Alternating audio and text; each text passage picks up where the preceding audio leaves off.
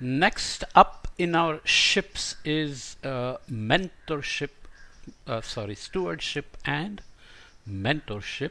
So we are looking at major ships in capacity development for resilience. Partnerships require clear and mutually agreed upon roles and responsibilities for all partners, and local ownership requires internal partners to drive their capacity development, while external partners ideally should play a supporting role.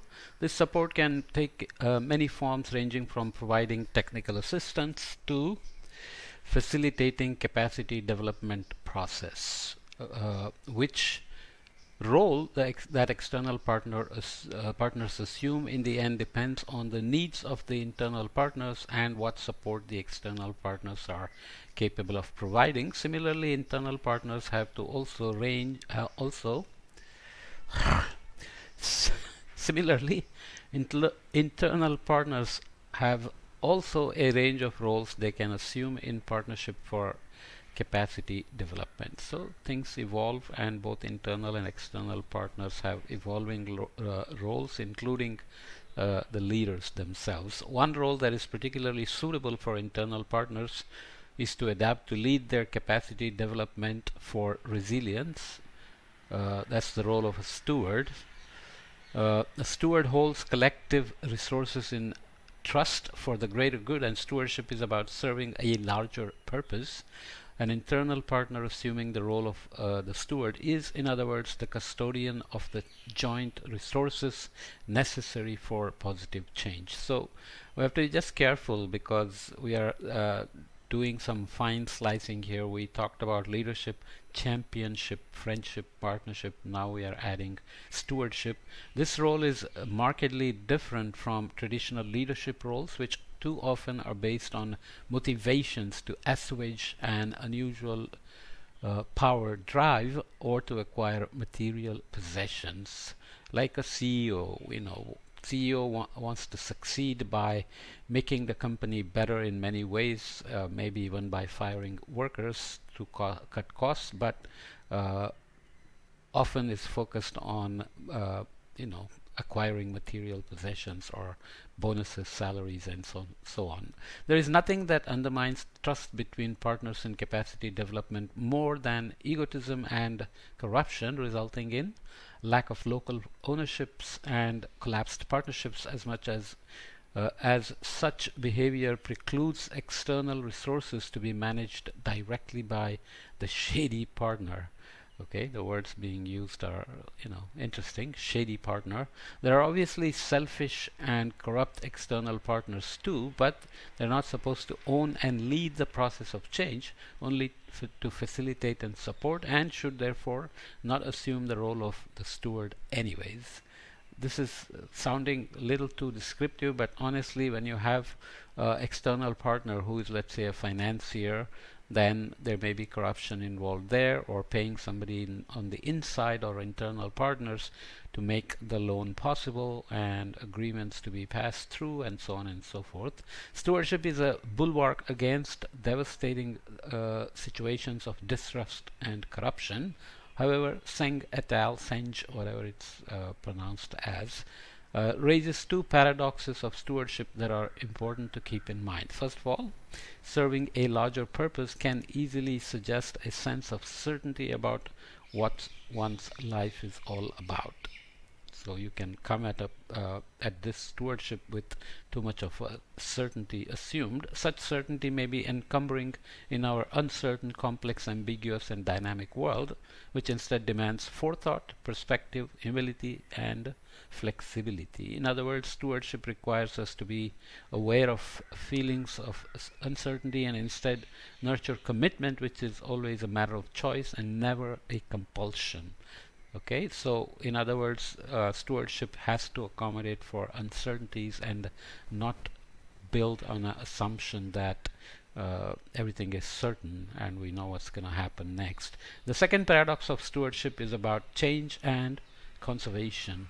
Seng again claims that leadership is always about change, always focusing on what we want in the future, the preferred state, as we have said, although this holds to some extent for stewardship too, assuming such a role entails also an intrinsic focus on safeguarding key resources, effective forms of traditional organization, well-functioning legislation, positive norms and values, etc.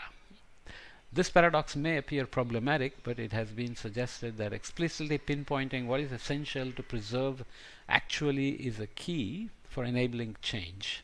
So you are trying to change, but there is some things you want to preserve actually. So, but you have to be very sure what is to be changed and what is to be preserved. Stewardship highlights the importance of this balance and continuously reminds us that there are strengths to acknowledge and to ground capacity development initiatives on in all contexts. If stewardship is a role for internal partners to consider, then mentorship is what external partners should engage in. A mentor is, semantically speaking, often referring to an experienced and trusted advisor, and it has been suggested that external partners need to settle for a role as an advisor instead of an autocratic authority. A mentor is not actively designing, implementing and evaluating activities, but supporting the actions of others through sharing advice, asking questions to spur reflection, brokering new partnerships, etc. So you are kind of a sounding wall as well as a voice of conscience and so on. External partners should thus focus on informing, motivating and engaging people with the intention of inspiring internal partners to take responsibility and ownership of the change process. So you are going from current state with set objectives into a preferred state, so transition or change is necessary, but how do you do it is what all the ships are about. It's important to note that in capacity development, this mentoring lead relationship is between peers and not between master and apprentice in the old trade guilds or in the Star Wars movies. If I must name an analogy of such relationships, perhaps the closest thing is the relationship between the coach and the football players in the English Premier League or in Spanish La Liga. A relationship in which the internal partners have knowledge, skills and initiatives to develop their capacities for resilience, while external partners only support the process. So the coach is not going to come in and play, but he's going to give you the lay of the land, what the other team is expected to do, what you are supposed to do, what you are supposed to anticipate, and what to do when something unanticipated happens, and so on and so forth. And the coach is always running around on the sidelines and offering advice as the situation is evolving, so you also have to perceive the advice in the context of increasing or evolving play along the game, right? So seems obvious, and yet when you do capacity development for resilience, these are more complicated because it's not just one team and one coach playing against another coach and another team, but you have multiple groups, multiple stakeholders, multiple partners, internal and external, and objectives that are often re-evaluated or have to be re-evaluated, and so on and so forth. So we'll leave it here and come back and look at craftsmanship and scholarship. So you get the idea of where this is all going. So not everything is exactly defined as we are thinking of here, but partnerships are always there in terms of external and internal. Power, authority, domination, legitimacy are always there, and uncertainties are always there. So how stewardship, scholarship, leadership, championship and mentorship, etc. work will depend on context, and many times how the context itself is evolving. Okay, so we'll come back and continue with craftsmanship and scholarship. So you have a sense of what that means, but we have to see how it works as a ship for capacity development for resilience. Okay.